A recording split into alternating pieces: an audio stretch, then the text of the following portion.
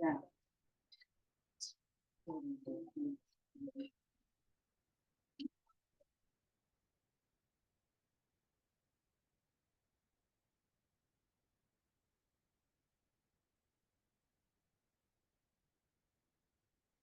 Something else.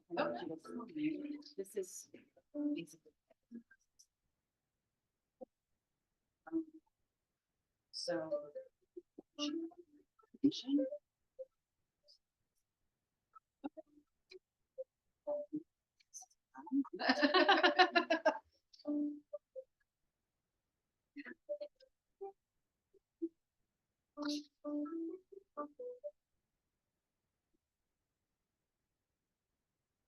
Uh-oh. Like, where do we move? We are recording this via the website, so. Are you recording it? No, I was going to see. Yeah, you have to. I'm sorry. Well, you're not recording then. I just wanted to.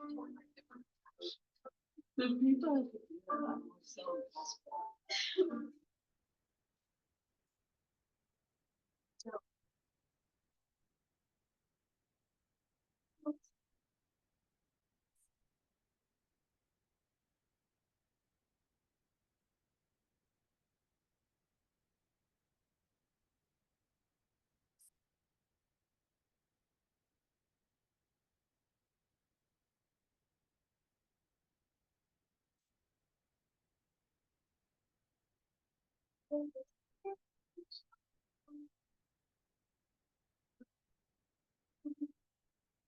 wonder. But is that just to be school and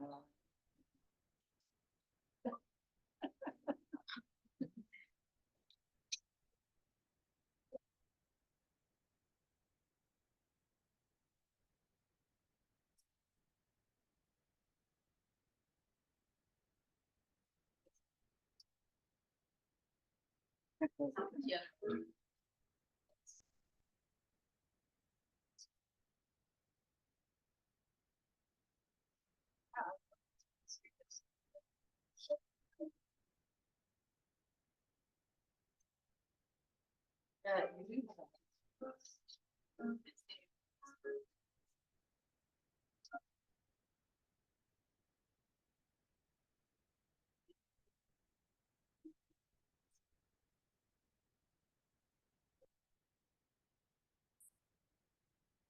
I don't know about that.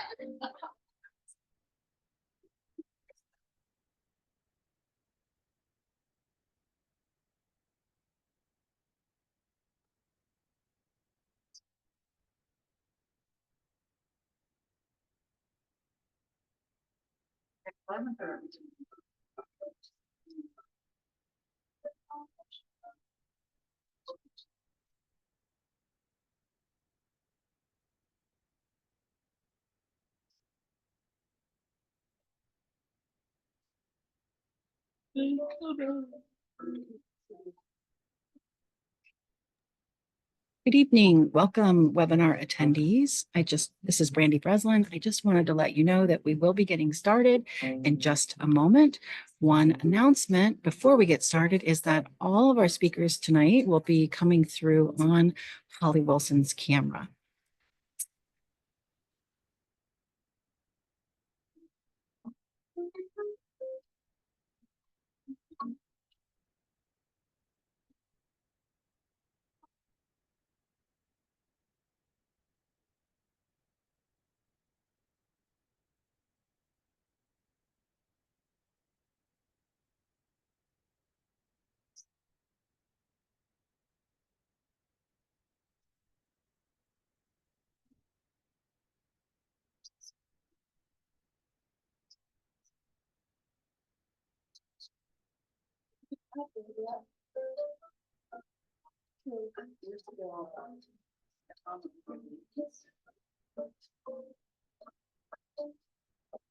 Yeah.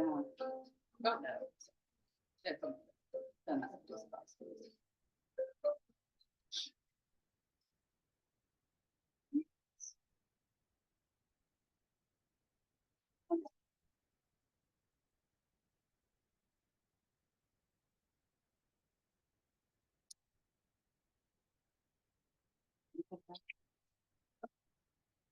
Good evening, everyone. Welcome to the Palmer Museum of Art.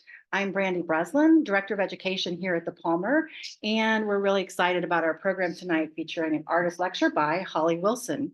I wanted to let everybody in the room know that we do have a webinar going at the same time, which is why I came to stand behind the camera here for the webinar folks. And for everyone, I just want you to know that at the end of the lecture, we will have Q&A, both for people in the room and also for those of you in the webinar. If you put your questions in the Q&A on the Zoom window, we will bring them into the room. As we get started, or before we get started, I wanted to offer a land acknowledgement. This acknowledgement was created in collaboration with the Indigenous Peoples Student Association and the Indigenous Faculty and Staff Alliance here at PSU. The Pennsylvania State University campuses are located on the original homelands of the Erie, Haudenosaunee, the Lenape, the Monongahela, the Shawnee, the Susquehannock, and the Wazazi nations. As a land-grant institution, we acknowledge and honor the traditional caretakers of these lands and strive to understand and model their responsible stewardship. We also acknowledge the longer history of these lands and our place in that history.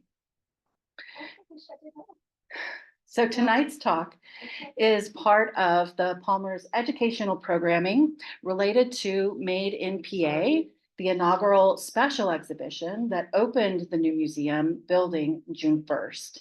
It is an original exhibition organized by the Palmer Museum of Art and curated by our museum director, Erin Coe, along with the assistant director, Joyce Robinson.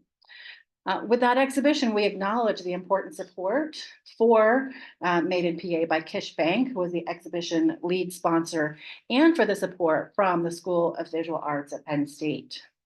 And with that note, I'd like to hand it over to one of our great collaborators, representative from the School of Visual Arts, Beatrice Atinka, who is a great friend to the Palmer, and also the John M. Anderson Assistant Teaching Professor of Art. Thank you so much, Brandy. Good evening, everyone. How are we all doing? We good? Okay. So first of all, I'd like to thank the team in Palmer Museum for giving us this special space and welcoming us to feel comfortable to listen to Holly's talk today. This is a very wonderful space that is provided by Palmer, and the School of Visual Arts is co-sponsoring this specific talk. So a little bit background about the John M. Anderson Lecture Series. Dr. John Muller Anderson, Professor Emeritus, was the Ivan Poole Research Professor of Philosophy and the first director of Penn State's Institute of Arts and Humanities. His passion for the philosophy of art and painting resulted in his generous gift, from which we as a community are all greatly benefiting. The John M. Anderson Endowment in Visual Arts was established in 2001 with the purpose of supporting outstanding programming, such as this lecture series, workshops, and other activities these invited guest artists bring to our campuses. All Anderson series are free and open to the public, so next time you come, please invite people to come enjoy with you. I would first of all like to thank the Dean of the College, Dean Booker Stephen Carpenter II, the Director of the School of Visual Arts, Wagner Mendoka Whitehead, and my SOVA colleagues in Events and Awards Committee, who worked so diligently to create an incredible roster of visitors that we have already experienced and those that we are about to experience. So at this point, I'd like to hand over the podium to Joyce Robinson, who is the Arts Assistant Director of Palmer Museum of Art, to introduce our guest artist. Thank you. Thank you. Is it okay if I stand over here? Because I think I will be completely hidden if I'm back there. Good evening and happy fall. The pumpkins and gourds have arrived outside, as has the fall wardrobe. I'm Joyce Robinson, Assistant Director of the Palmer, and it is my great pleasure to welcome you to the museum and to welcome and introduce artist Holly Wilson. Holly Wilson is a storyteller who weaves together a multitude of narratives to create a tapestry of stories that are sacred and precious, personal and universal, and above all, emotionally powerful. Based in Mustang, Oklahoma, Holly is an enrolled member of the Delaware Nation, one of the 5 federally recognized tribes of the Lenape, whose ancestral lands include the area now known as Eastern Pennsylvania. The Lenape, which means original people, were called the Delaware by English settlers and dispossessed of their land and pushed westward in the wake of European colonization. Holly's monumental sculpture titled Bloodline, which is on view in Made in PA, explores both the long trail of Native American displacement and the rich lineage of family, history, and identity. Every time I walk into that gallery, someone is taking a photograph of that work.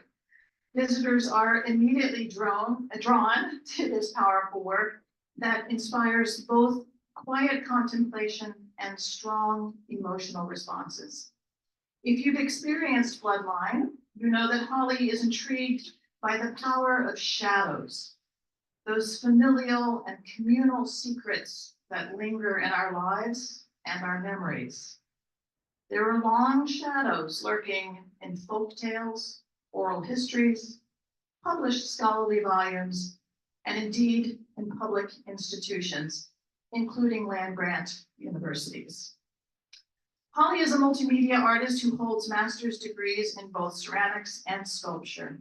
She has exhibited her work widely and has been awarded numerous grants and fellowships including residencies at the Institute of American Indian Arts in Santa Fe and at the Momentary, a contemporary art space satellite to the Crystal Bridges Museum of American Art in Bentonville, Arkansas. Most recently, her work has been included in group exhibitions at the aforementioned Crystal Bridges in Arkansas, the Museum of Fine Arts in Richmond, Virginia, the Michener Art Museum in Doylestown, and very recently, the North Carolina Museum of Art in Raleigh. Holly, it is my great honor to welcome you back to Pennsylvania. Let's give her a big Penn State welcome.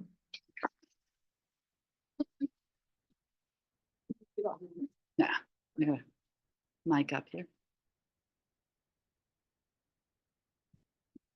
All right. You should be able to hear me now. First, I'm going to set a timer so that I don't just go on forever. This way I can at least attempt to reel myself in. And then we're going to hit start. Thank you so much for allowing me to come and talk about my work. I am not one to go slide by slide and torture you with watching the same slide for 20 minutes while I talk. So some of these slides are just going to go by you, and I may not address them. I put things in so you could see the scale of my work. You could also see studios that I've worked in. This piece I refer to as Mother, and it's a really important piece because it was the first piece I started making after graduate school. So any of you in grad school or who have recently graduated from grad school will realize that once you graduate, you're going to go have like a couple of months where you really aren't sure what's going on and you're having to reset your work. And this is a piece that I began, and it was also a shift to new work for me. And for me, a thing a couple people have heard me say, I won't finish a piece and cast a piece until I know where the piece lives.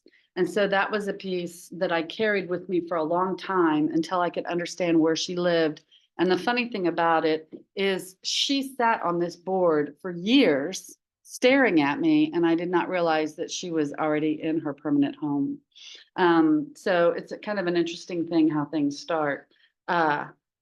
I did not start out as a bronze cast artist. I originally went to art school for photography, so you're going to see a lot of photography in the slideshow.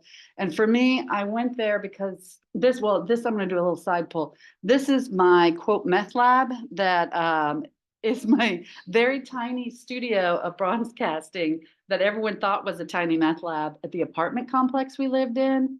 And so that is my 100-pound propane tank. My shop vac that creates a Venturi burner. That is my homemade furnace. And then that is the biggest kiln I could actually work because it could plug into a 110. They always talk about, I will get it done one way or the other, and that's what it is. But when you roll this out of your apartment complex and everyone's walking by, it's all like, ooh, what's that? It's quite interesting. Should we call the cops on that? And then in the next slide, you'll see my kids would sit outside wearing headphones and watch us pour at night. My husband is not an artist, but he is the de facto studio assistant because he can lift. And he takes direction very well. But when I was in art school, I got there and it was like, I love photography. I like the unguarded moment of capturing people, but I didn't want to be rebuilt as an artist. And with photography, with a lot of times you go to art school, you're kind of stripped down and rebuilt in the way that, you know, here's what you need to know, here's how you should do it. And I realized that with my photography, I liked that more photojournalist shooting from the hip kind of way. And so I got interested in sculpture, but in our sculpture department, because I went to the Kansas City Art Institute, it was real like, we're going to weld stuff and we're going to do stuff in steel. And I was like, that is not what I want to do at all. And then I fell in love with clay. And so I just moseyed over one day and went, I think I could do sculptures in here. And it's funny because I did not realize the history that the Kansas City Art Institute had for clay, which I'm pretty sure people are rolling over in their grave going, what? But I loved how it was malleable and you could make a figure, you could make a pot, you could make a body.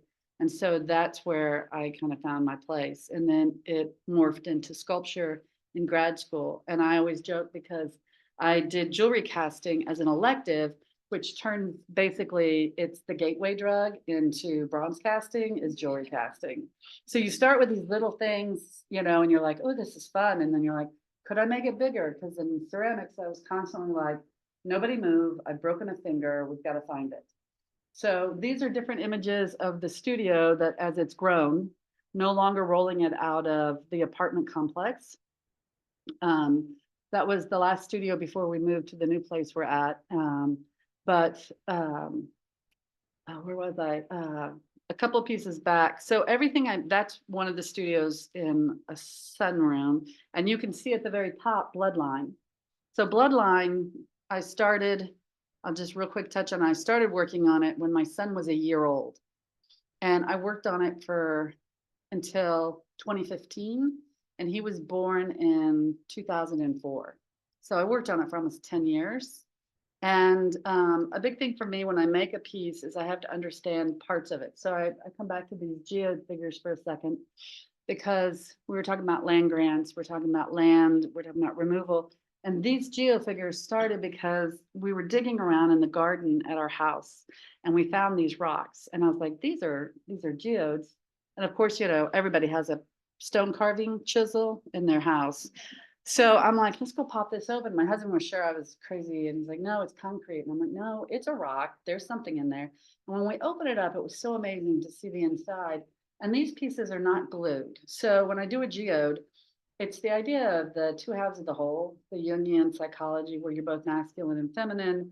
You need both sides to be one person. And so they're also based on this idea of place and where you balance and where you fit. So when I build them, I cut the rock, and then I actually build the figure directly on the rock in wax. And I make sure the whole thing balances so that when I actually cast the piece, it fits back into the rock and it doesn't fall and it doesn't bounce off because it's keyed to that place. And I think of it as this idea of it's the sense of self where you're trying to find balance in who you are, but it's also trying to find balance in where you live and where you're around. And I thought this thing was going to keep going, but maybe not. So let's get back up to where we were at. So wonderful. So this is, I also tell people, so I'm going to bounce around. You can always ask questions later if I get confusing. This is what I say when I tell people I do jewelry casting on steroids. So if you think about jewelry casting, typically the cylinders are like this big. Well, these are like this big and they're about 20 or 30 pounds. Some are even bigger. And what it is I just took the process I learned in jewelry casting over so that all my casting is investment casting. All my pieces are, for the most part, solid on that scale. And if they're really big, then I will cut them and weld them together. But it allows me, I found that part of it was I was limited by the size of my kiln to what I could cast. So I began with that, but then I really was gravitated towards it because there's something about really small or really big. So when something is really small, you get brought into it to look at it, and you actually have to look at all the elements of what it is. And then what I really love is then you can take that little thing and you can put up, 144 of them, which you'll see later in this crayon piece. And it has the power of the mini, even though it's this little piece. And so I think about that as people as well. There's a piece called Watcher. An important thing I got to over time is that material is what matters for me. And so I've been slowly going through removing things that are extraneous things within my art. So in this, it's a woman, and you can see where the photographs I've placed next to these things, they echo each other. And so the long legs are branches. She kind of plays off this idea of Mother Nature or a mother watching her kids. And the two little birds are sterling silver. And so I play with this idea of things that are precious because the metal is precious. So it's a sterling silver and it's a precious metal. And therefore, if it's something you care about, it's a burden. Because if you didn't care, it wouldn't matter. So the burden is that you care about it. So you have to worry about how is this bird? How is my child? And they're burdens you love, but at the same time, they are a burden. So a lot of times you'll see these sterling silver objects show up, and most of the time they represent my kids in their imagery. I also look at the idea of pieces and relationship and emotions, which is a really big part for me, and things like this. Belief. So I grew up, my dad was Church of Christ, And we had to go to church every Sunday, Sunday night, and Wednesday. So I always joke that I've got enough religion for a couple of generations because we were very well educated. But it was this idea of belief that really attracted me to these ideas of how you can't hold it. It's not something you can see. It's not something it's tangible. And so in some of the pieces that I make, it's this idea that you have this belief in something that you just have to let go to fall into. And whether that be religion or a thing or a place, that's one of the things that I think about and with hope. Also, let me go back. So this piece I sculpted, not realizing I had pulled directly from a photograph, not knowing. And that's one of the things that when I put these slideshows together, I start to see parallels in the sculptures with the photography. And my kids were constantly entertaining, and I use them as models because I feel like kids are unguarded in every moment of their life. And for the most part, they tell you the truth from the beginning. They're only going to tell you a lie if you kind of hold them down and push them to it. And on this piece here, when I was talking about belief, it's called release. And it was this idea of the belief in letting go that you're going to be okay. And I think so much of the time we fall into situations that we're so afraid to let go because you don't know what's next. And that's one of the hardest things, to believe in yourself and what could be next. What else could there be beyond what you know?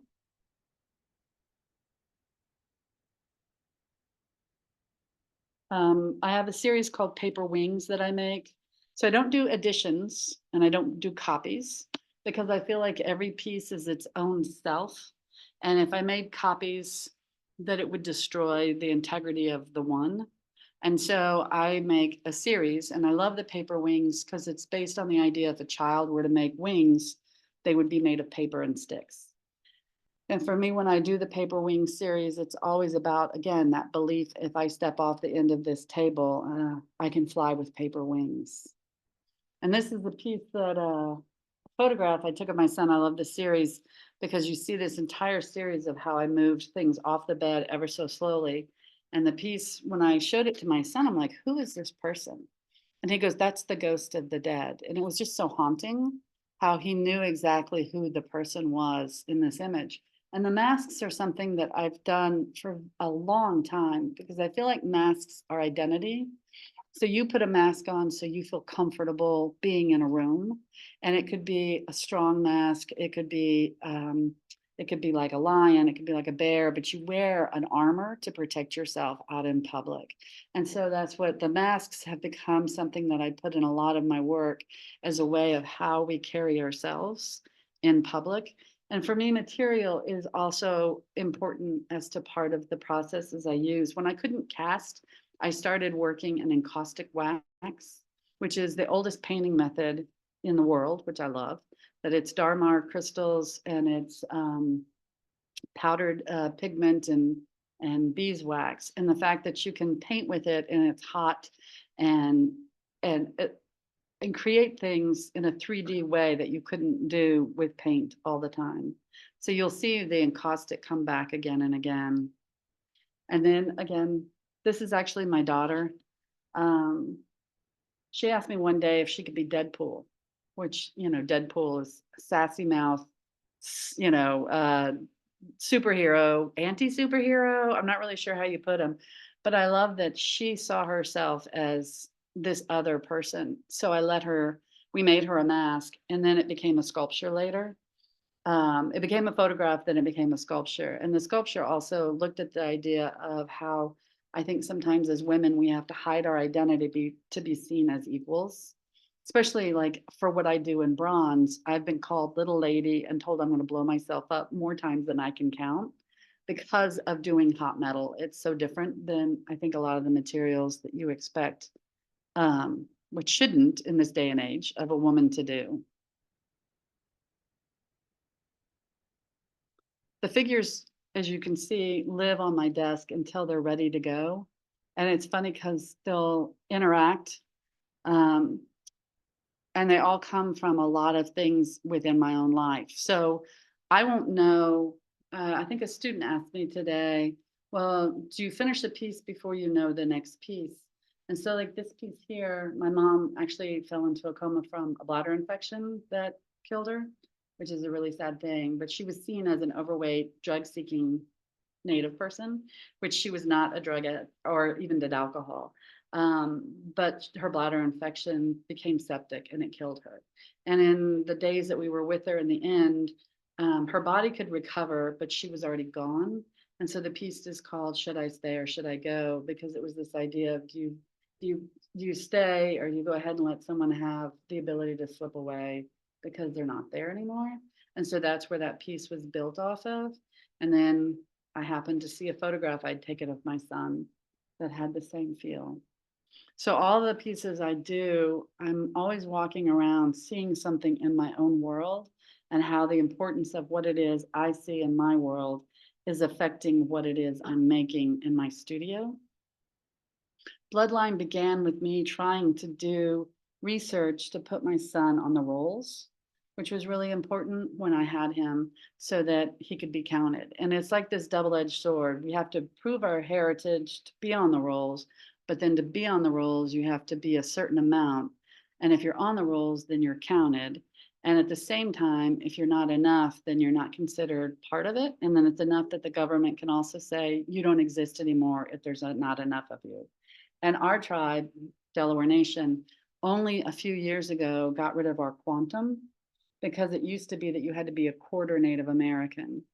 And so for me, I started sitting down with my mom before she passed away, and I started asking her questions like, well, who's this person? And who's this person? And who's this person?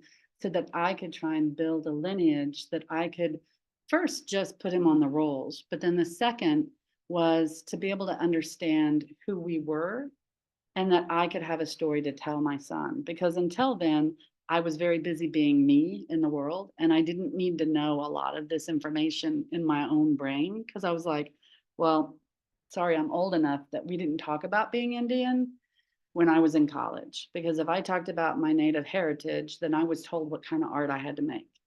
That's the time period I went to school. I just dated myself. So it was one of those things I kept close to myself so that I could make the art I wanted to make, which I thought was really important. So I really enjoyed hearing people talk about identity today and doing it in such an open way. So Bloodline became what was a research project, then became art. So for anyone who doesn't know, each log is a generation in my family.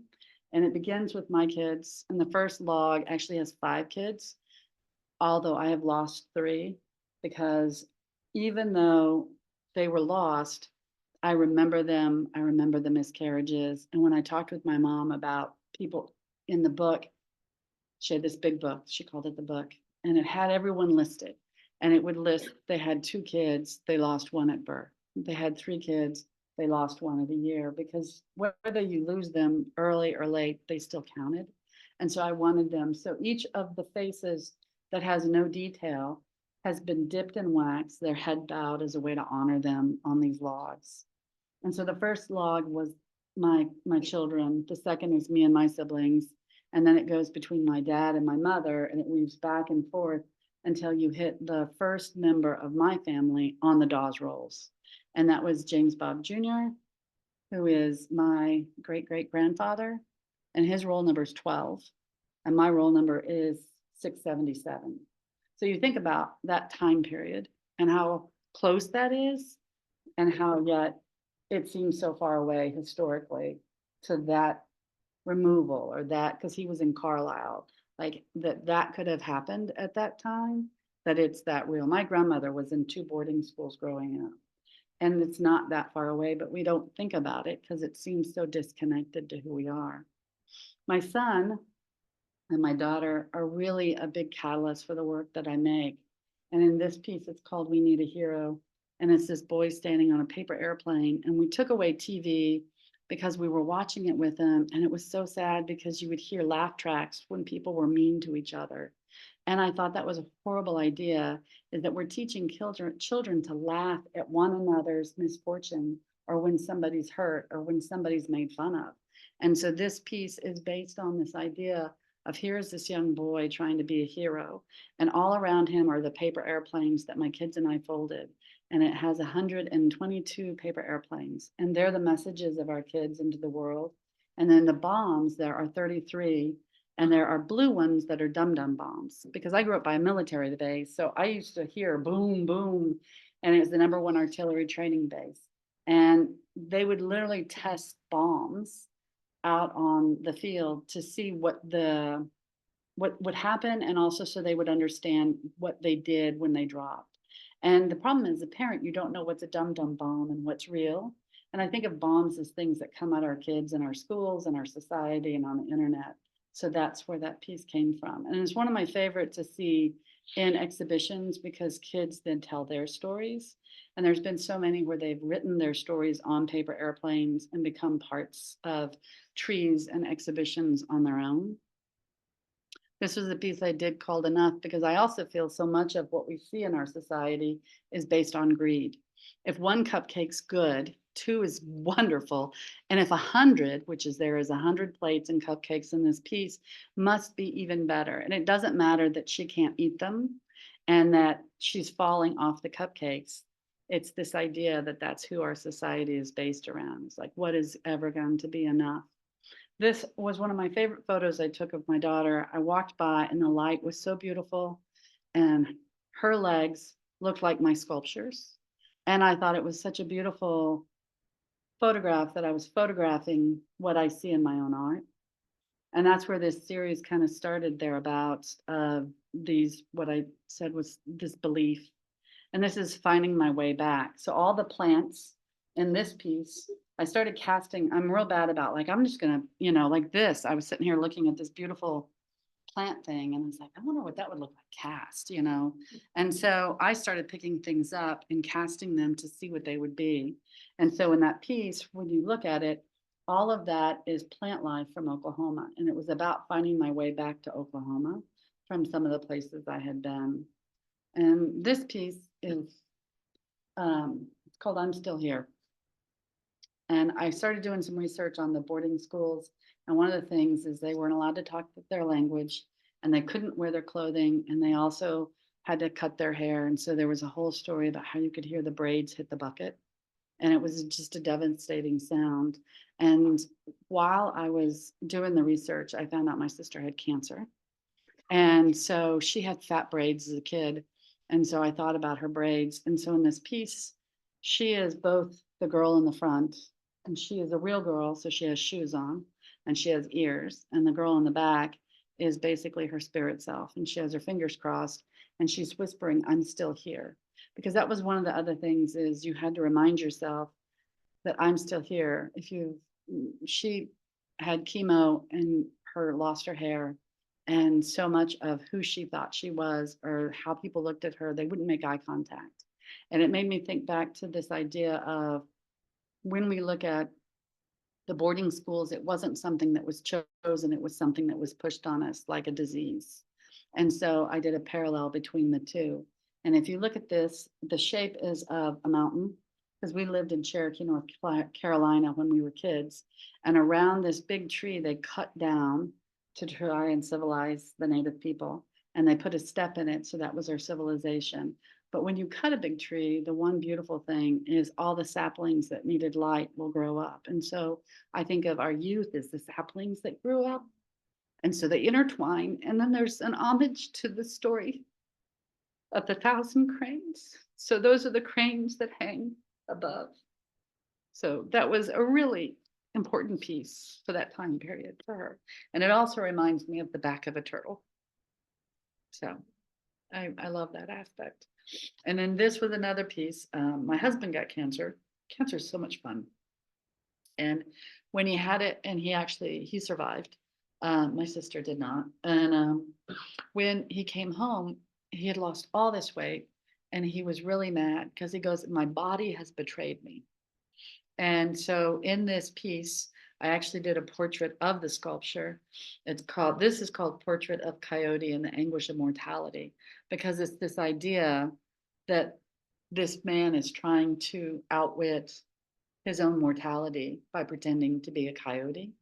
But with cancer, it's not that easy. it's not that discriminating. And then one of my favorite pieces of wood is cedar.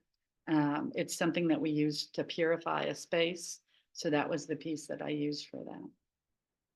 And then I told somebody earlier, I'm a secret painter because I didn't study painting and I didn't like take drawing classes very well. And so I started doing it just on my own. And finally someone was like, do you have drawings that I could see? And so I started showing, and it was really nice to be able to share the drawings that are with some of the works, because I see them as being able to do portraits of my own art because they're my own subjects. So I photograph them. I do all my own photography because I photograph them like people, but then I also will do a drawing of it like it's a person. And this is a series I started working on recently of these specimen jars. And in the specimen jar, it's this idea that you put something that's, you're studying it and it's fragile, but you don't want to let it live, like butterflies or bugs or whatever. And so in this, it's called Lost in My History. And part of that is that I'm lost in the history that we have decided is Native culture, and it's stuck in the early 1900s, late 1800s. And for whatever reason, we have been romanticized and trapped there as far as not just who we are and how we live, but also the art we should make. And there's a lot of big air quotes work in there. And so part of that is that, but then part of this is that I also didn't take time as a kid to learn beadwork from my father, who was a really good beader. And it would have been a wonderful time that I could have spent with him. So that I'm lost from my own history because I didn't take time, but I'm also lost in a history that is trying to control who I am as both an artist and a person. And some of these beads are from the collection of my dad's beadwork.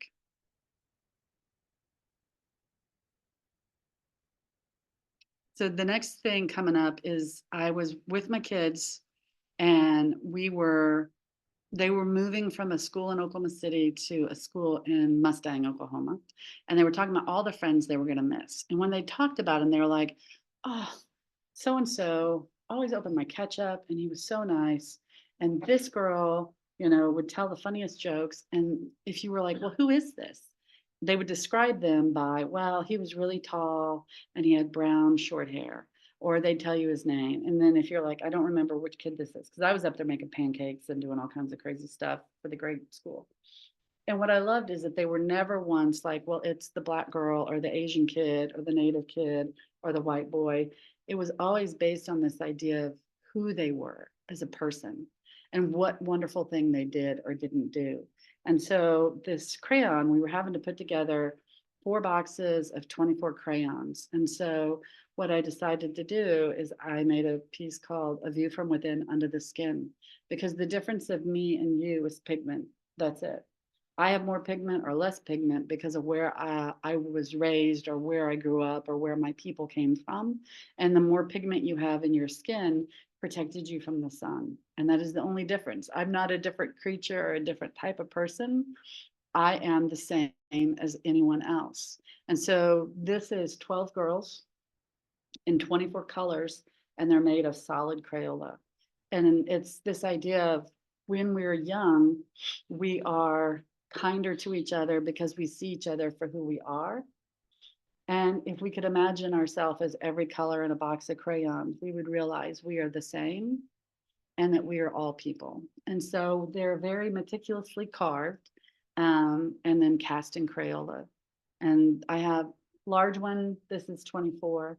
And then I've done small ones that are like 100, that big one's like 288 girls. And it's just this overwhelming look of walking in and seeing this huge wall of crayons, and you can smell them. So it also makes you think about your childhood, and everyone sat and colored and you all made pictures and portraits of who your family was. And you realize that's all it is pigment. And this is obviously, I am not a trophy. And it's again, the idea that sometimes people buy work because it's like you're collecting culture or collecting people. And so this was kind of one of my really irritated moments where I decided I would put it into sculpture, that I am not a trophy. And then this is a piece. So my Bloodline is also a series. I've done a few, but like I said, everyone is very unique and different, and they're for reasons. And I started looking at the women of Native culture. and we're the keeper of the seeds. So we carry the children. We are the ones who tell the stories. So you carry culture, you raise the kids. So they're the seed of the next generation. And this log was the first piece I ever did a whole log. And the log itself just it looked like a dragon on the front. The whole twisting of this log is beautiful. And it's a log I had to cut down because it was growing by our well. So it had to be removed. And when I found it, it was just like, my husband hates it when we do tree trimming because I'm like, wait a minute, I need that. We gotta go drag that thing back over. But these are all women, and they're this idea that they're the ones who are carrying on that next generation. So it's bloodline, keeper of the seeds. I also love to cast flowers. And so I think sometimes about the simplicity. So these are not, some people think, oh, is this like bronze, like dipped or baby shoes, but it isn't. Each petal has to be painted, and then each one is cast individually. And I thought about this idea of how we see ourselves and our hidden beauty. And you never see yourself how other people see you. And so then again, this is the piece that I was telling somebody about earlier called Through the Years, which is perennial. And so these are all flowers that are perennial flowers that come back through the years. And again, as a gardener, you have to have hope and belief, because you can't garden if you don't have hope. And I think that's a really big thing, is that most of us really need more hope than we allow for. This was the studio that I got to have when I was at Crystal Bridges, the momentary space.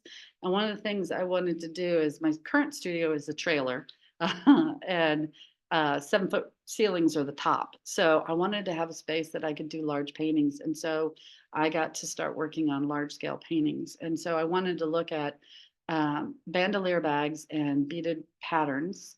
And this is a photograph of my daughter, because we talk about futurism all the time in Native art. It's a real big catch. And there's some amazing sci-fi pieces. I mean, I love what some people are doing, but for me, futurism is children. It's the next generation. They're the ones that are our future. And so what I started doing is I created this painting based on the idea of this bandolier pattern as an abstraction behind her, because she's also, both my kids are constantly asked, well, how do you carry your culture? And it's not like you walk around with a headdress on.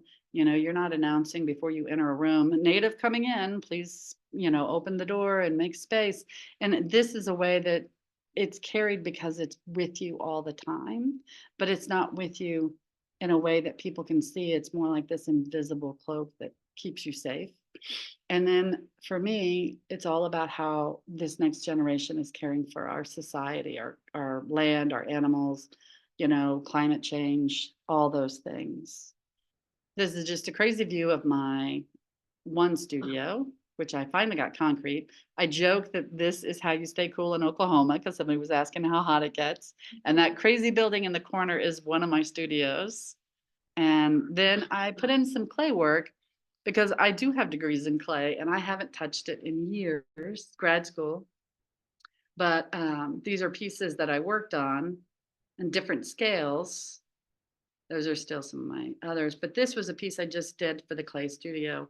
And I was taking my son back to school, and he was telling me all the amazing things he'd done and how much he was so excited about where he's going, because he just started Bard this fall and he's just like over the moon. And so this piece for me was really, it came from that conversation. So it's a clay figure of a little boy based on a photograph I'd taken of him. And inside are all these fired shards of clay of different colors. And it's doing research for this other project. I discovered all this pottery, which I didn't even know we had pottery. And they're all in warehouses in the bottom of museums, in like history museums, which is really sad, because tell me how many people have ever seen a Delaware piece of pottery. And again, no hands, because there's hardly anyone who has seen it. If you have, you're one of the lucky few. And so it's this idea of our history is even taken from us. And so inside is part of his history that's lost and in shards. And part of it is the history he's going to make. And the glass is something new I've started doing. That's a glass blown piece. And it was blown into this bronze branch that I had cast. So it's this idea of this branch is growing out of him. And it has a place for a sterling silver scissortail flycatcher. And scissortails for Oklahoma, that's our bird. So it's this idea of home, but they also represent endurance. And it's this idea of letting go. So for him, he has to let go of being home. And then the glass is both like a heart, but also a place to hold and see the lens. And then for the surface, I took graphite and I rubbed it into all the cracks, and then I erased the surface because it's also a commentary on how so much of our history is written but then erased. And so much of what we know is no longer because it's hard to find. And then it's this beautiful log that's a locust tree that fell down by the kids' school, which is what Bloodline is, that I drug home log by log to create Bloodline and whatever other things. And when I was making this piece, it was like the perfect base for this sculpture. And then this is a piece I just did. This is part of it. So I'm doing a commission for Michener Art Museum. And a lot of times as a Native person, you get asked, well, how can you indigenize a space? And that's a really big ask because it's like, that's a lot. And for me, I'm both white and Native. So I always ask people, well, I can't really hate half of myself, because it'd be like, Mom, why did you marry the white guy? Because what am I going to do? Do I hate Dad? Do I hate half of who I am? You can't. You have to realize that you're both parts. And it's kind of like the idea of the pigment. You have to understand that you're both parts. And that's history. That's not today. And so with this sculpture, they asked me, what would I want to do with it? This beautiful sculpture of this woman. It's called Crown of the Victor, and she is making a wreath. And so here's this woman making something. And what I suggested and we did is we put this steel ring around the top and I hung shawl fringe.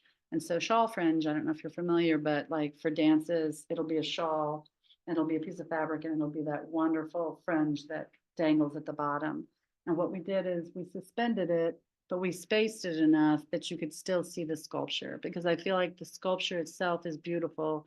She is a woman making things. Women made shawls for their daughters or their nieces or their aunties. And this way, it was both sharing and showing love in both ways and honoring both what was and laying our histories together over each other the way they should have been to begin with. And what I love about it is eventually the other part of this commission that I'm working on is glass pieces. And so I'm doing glass casting, and it will fill the window that you see the beautiful light coming through. So when the light comes through, it'll actually have these beautiful colors that will hit these circles, these rondelles.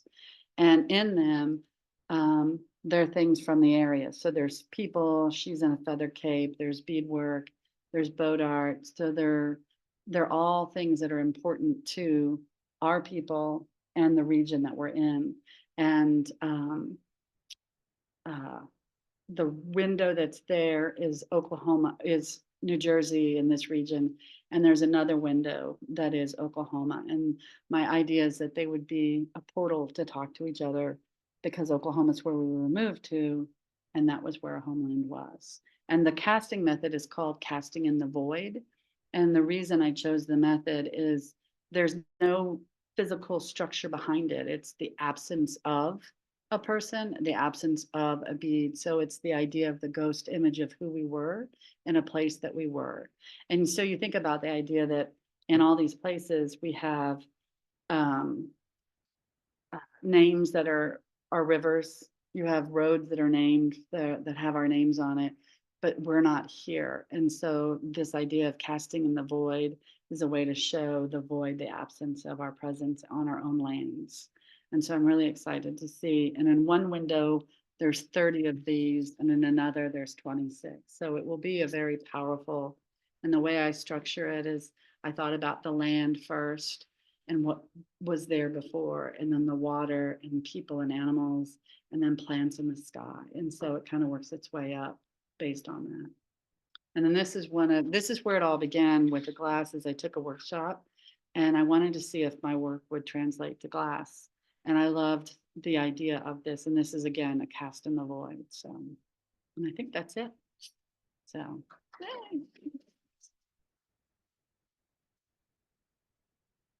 I think at that point, it's like, if you got any questions or if I missed anything. Thank you. Mhm. Will you go ahead and hit stop share? Yes. All right, we're gonna open it up to questions from the audience. we will touch base with the webinar too, and for their questions, but we'll start with Audrey.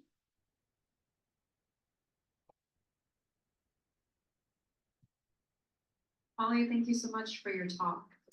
I am always so taken by the shadows in your work, and I know Joyce mentioned the shadows in Bloodline and her introduction of you.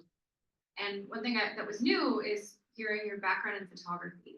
And there's so much talk about shadows in the medium of photography, the medium of light. Sojourner Truth, I sell the shadow to support the substance. And just the way that you were talking about casting in the void and this absence. I'm curious if the kind of your familiarity with photography or exposure photography has impacted the way that you think of shadows and the play of shadows in your work. Well, it's thank you for that. Shadows to me represent memory. Like I've assigned them to memory, because if you think about a memory, my memory of just this event and your memory will be two different things. And it depends on, with a shadow, depending on where you stand or what time of day it is, that shadow will be different. And so I think about how memory holds the same effect that a shadow does. And so whenever I put the pieces up, I work specifically with lighting to try and really push so that you get a shadow on the wall. Now, I don't do the thing where there's some artists who actually try and they do the shadow and then it makes like an airplane. That's not what I'm trying to do. I just want the shadow of the sticks or the figure or whatever it is, because I think about this idea of memory. And at the end of the day, even my memory will shift as time goes on. And I'm like one of those that can talk to a friend of mine and I can say, we had this and we did this and this. And she's like, that was 30 years ago. I don't even know what I did like after I graduated. But that's the thing, is I find it interesting how those work. And for me, dramatic lighting, I think of my work as more photographic captures. So I want frozen moments, unguarded moments in my sculptures. That's what I'm looking for always. And so I do think of them as someone's walking and they turn and you get that unguarded, and it's an honest moment. And when I do my art, I try and make my figures have that unguarded moment.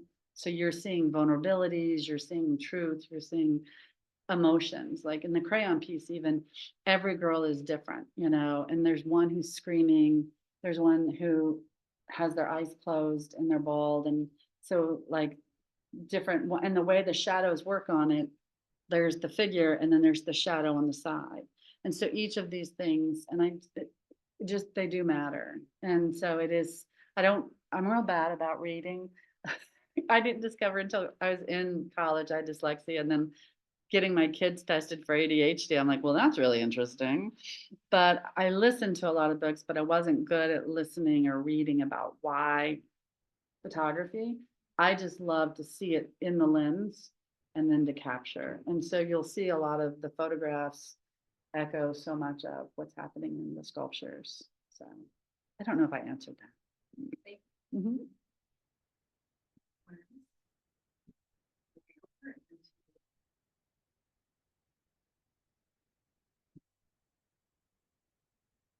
First of all, thank you for speaking up with the presentation. I wanted to ask, based on Bloodline, more on how you research genealogy and found exactly what you wanted to put in the art. So the funny thing is, the story of Bloodline is, there was a story my mother told us when we were kids. It's called The Stick People. And I think of it as a cautionary tale to keep your butt in bed, because it was the stick people who'd run through the night and call your name and beckon you to come. And if you went, you were never heard from again. And there's different tribes that have a very similar scary story. I think Cherokee have little people. And that immediately, that was it. Once we started hearing that story, I would jump out of bed. I was afraid of what was under it, or I didn't want to get up because I was afraid of what was going to get me. But as I got older, I just could not stop thinking about this idea of stick people. And so when I was in grad school, I dated somebody who smoked cigars. And when they got put out, they looked like little bodies. And so I started collecting the cigars. And then my dad's family had a jewelry store, and they had this beautiful cameo that was like this black cameo, which I'd never seen. And it had two beautiful faces in it side by side. and he had and did the silhouette paintings of us. And I thought that was a beautiful way to show family when you didn't have photography. And so while I was there, I started putting these things together. So I started building little heads, and then the bodies were real cigars in the beginning. And then I was literally using sticks. And then I made these little blobby feet. And then the whole thing, and I probably should one day show that slide. I made like a whole city street because I also think about time. And it was funny to find out later that I'm not alone in Native thought that time isn't linear, right? And it's not even that it's circular, but it can also be a time shift. And so I always think sometimes that you slip in time and you're in a place where things are what was past or what was future. And so that's how those began from the story, and then in grad school working. And then with my son, the history that was given to me was through my mother.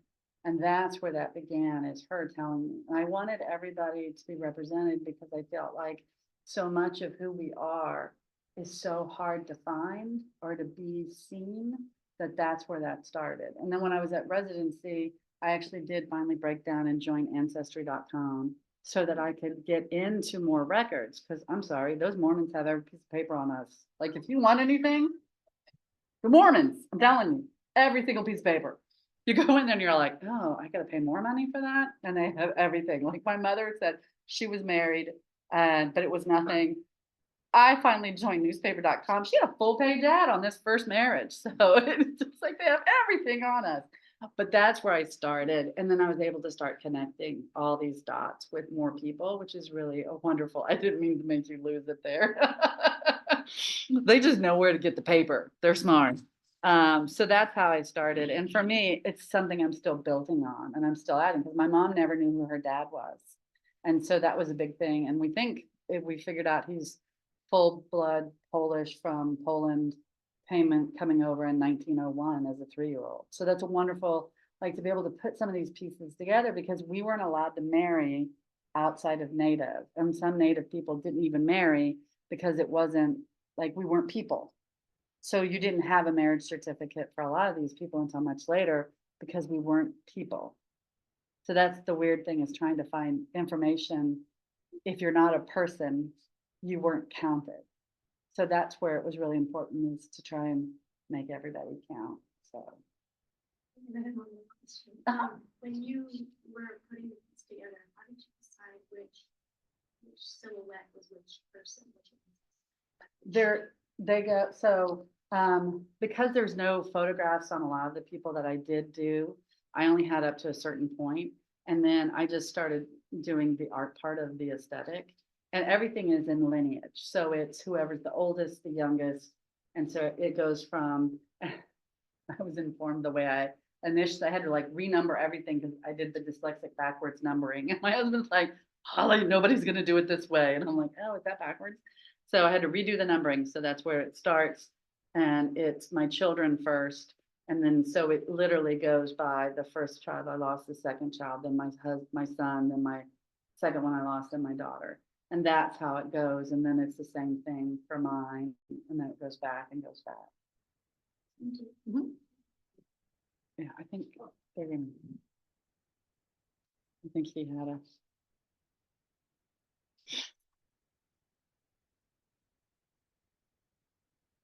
Much for talking. I was interested in your material kind of like jumping, and how it's like almost like you're a student again, learning these things. Mm-hmm. And I just wondered how you kind of like balance that in your career as you kind of jump from things. Like you mentioned the workshop and taking classes, but I'm just wondering how you kind of navigate that through your career. Well, it's funny because I love to tell people, no one told Rauschenberg that he had to stick to one medium, and no one told, whatever his name is, the guy who lived in another place. What's his name? He did the blue figures, and then I can't even think of his name. But there you go, that guy. No one told him that he had to stick to one material, because I think as art, it's about discovery, and it's about material is what lets you do it. And I feel so much of the time these days, everyone's trying to silo you. It's like, oh, you're ceramics, that's it. That's all you should be doing. And I really think that material itself is a vehicle. It has a message within it and that's important. And so that's why I really love, and that's why I call myself the secret painter, because I was always afraid that I wasn't good enough, that I had to be like photorealist or like perfect. And then I go, so I had this curator and I love him dearly. And he says, you need to go to Basel. And it was 2019. I was like, right on the, all this stuff was going pre-COVID. So I go down there, he goes, go walk around and go look at all these galleries and kind of see where you fit. And like, where's your place? So I go and I'm like, okay, Ernest, I go and I go to every single fair. My feet hurt so bad. I walked in every booth. There was not a booth I didn't look at. There wasn't an art show I didn't see. I went to the museum. I went to all the little, even side fairs, everything. And at the end of the day, I realized you can make whatever the beep, beep, beep you want to make. And you just need to believe in yourself and you need to have a story about why you're doing it. And then you find people who love what it is you do. Because I literally, I think the low point is I'm walking around, I was so excited. I love Giacometti's, not his sculptures, they're okay. His sculptures are depressing. Because it's like the absence of life, but his paintings, oh, his paintings are beautiful. But see them, it's so hard because it's just layer of layer of layer of layer of layer. And I just love them. So I'm walking around, I'm looking at the big fair, and then I go into this booth and there are two paintings. God, I hope y'all don't know whoever this artist is. And they're about this big, and it said, this is the top painting, and this is the bottom painting. And I swear, I was like, you have got to be kidding me. This is not in Basel. Like, what the? And that's when I realized it doesn't matter what it is you make. You just gotta want to do it. You gotta believe in what you do. And then you just gotta find the people who believe in you. And you just keep going. And every now and then I forget that. And then I go, top painting, bottom painting. And I just keep going. Did you have a question? Did that answer your question? I have somewhat unrelated question to art. A couple of years in the old museum, I bought the geode, which you refer to as material, and it said it had therapeutic. Oh, So Druzy stone, and it's called therapeutic properties. Is that something Indian? not that I know of, not that I'm familiar with. Yeah, the reason I use the geode is when you pop it open, geodes have these crystals inside. So it's this idea of the value of what it is. And that's why I love it. So the two halves of the whole, so there's the masculine and the feminine.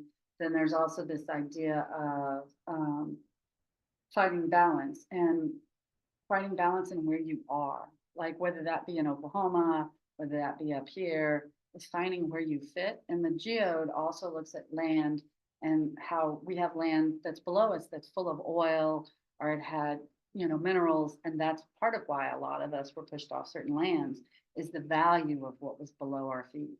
And so it's this idea of the wonder and trying to find all of that as well.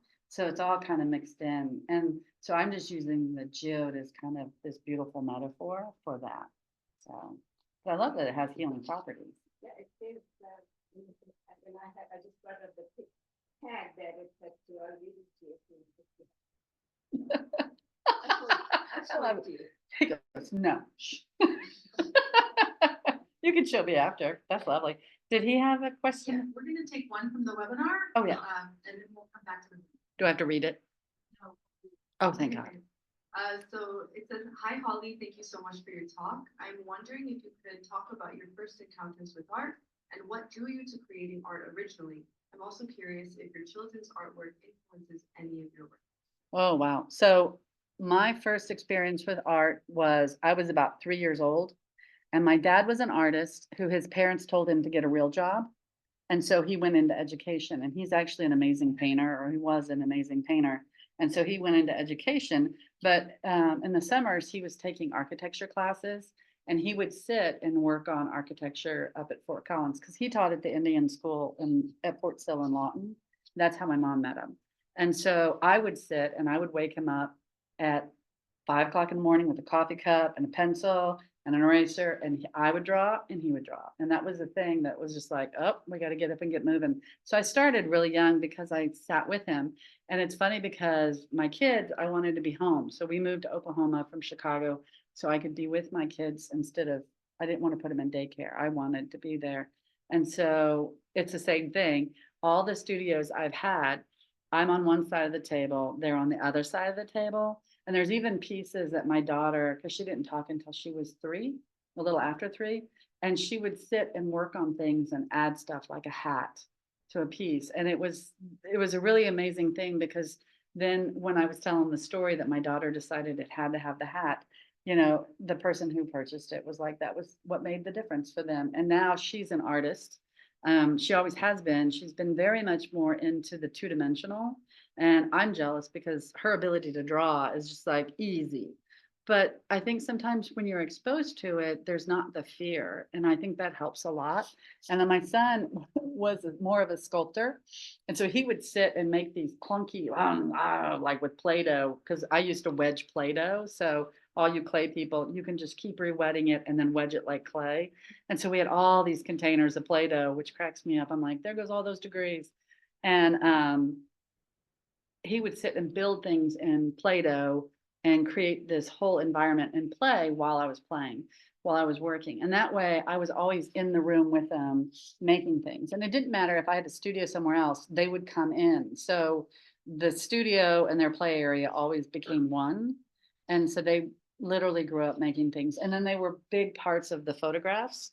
So I was always out there photographing them. And then if I needed something, a position or a body posture, I'd be like, hey, can you do this? And they do, because my son was really thin and he'd do this crazy back thing for me. And so it became a part of it. And he moved kind of out of art, but into music.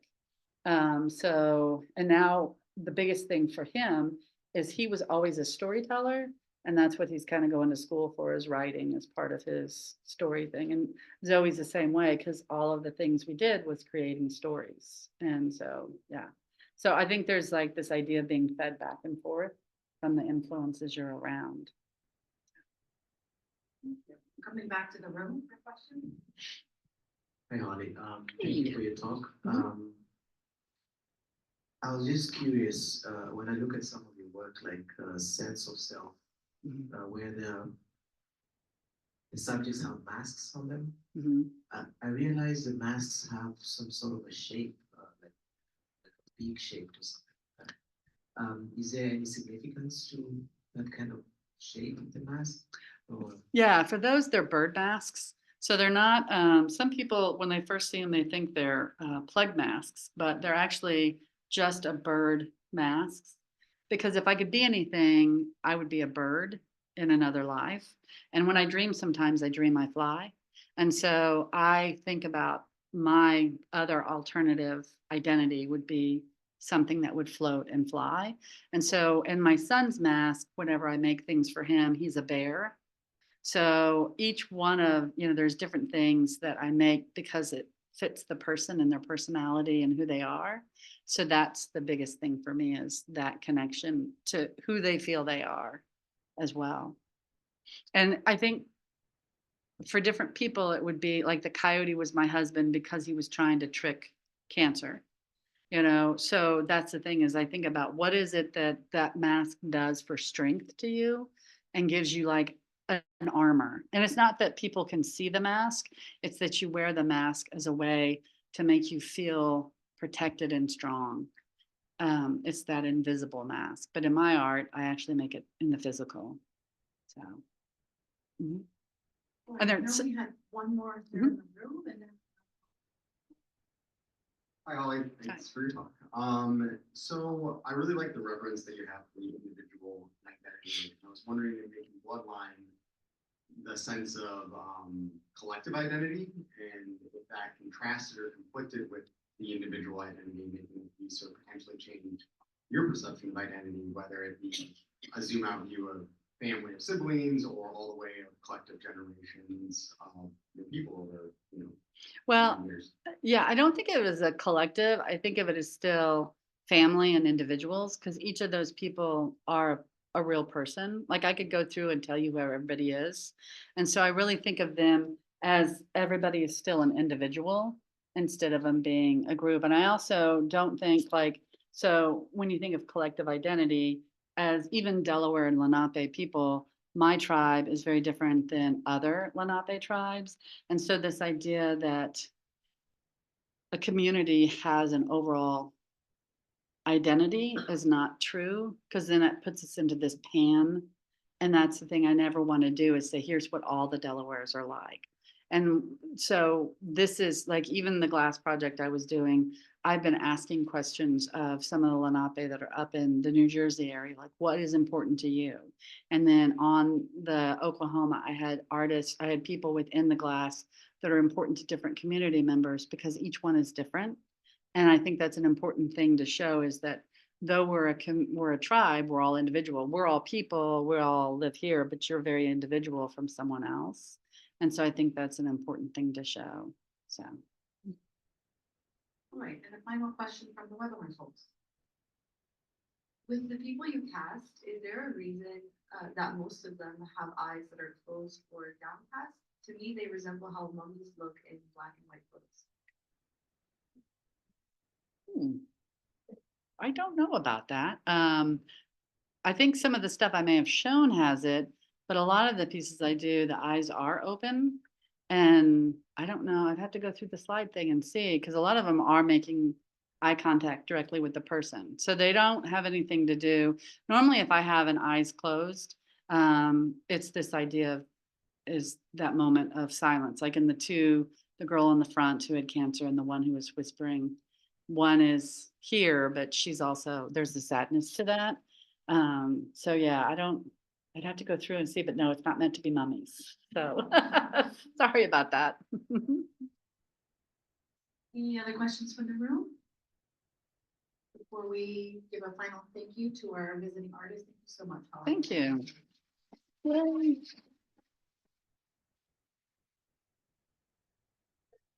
Yes.